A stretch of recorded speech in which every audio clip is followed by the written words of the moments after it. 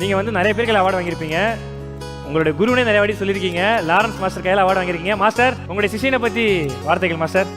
ரொம்ப சந்தோஷமாக இருக்குது. என்னென்னா இவர் என்கிட்ட சொல்லியிருக்கார், master Prabhudeva master, Lawrence master, அதுக்கப்புறம் சாண்டி மாஸ்டர்னு பேர் இருந்தோம். ஸோ அது வந்து மனசுக்குள்ளே இல்லாமல் அது எனக்கே ஃபோன் பண்ணி நான் இப்படிலாம் வரணும் மாஸ்டர், ப்ளஸ் பண்ணுங்கன்னு சொல்கிற ஒரு நல்ல மனசு.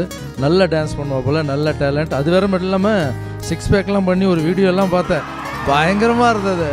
ஸோ அது பார்க்கும்போது என்ன தோணுச்சுன்னா, தம்பி வந்து வெறும் டான்ஸை மட்டும் நம்பி இல்லை, ஆக்டிங்கும் ட்ரை பண்ணுறாருன்னு தோணுச்சு.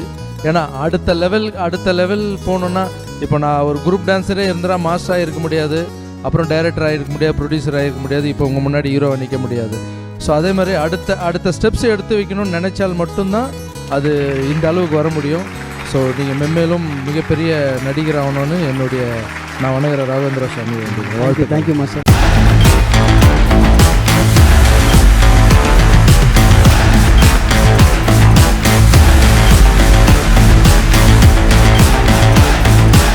கிராண்ட் ராயல் டூர்ஸோட பயணம் பண்ணுங்க. இடங்களும் புதுசு, நினைவுகளும் புதுசு.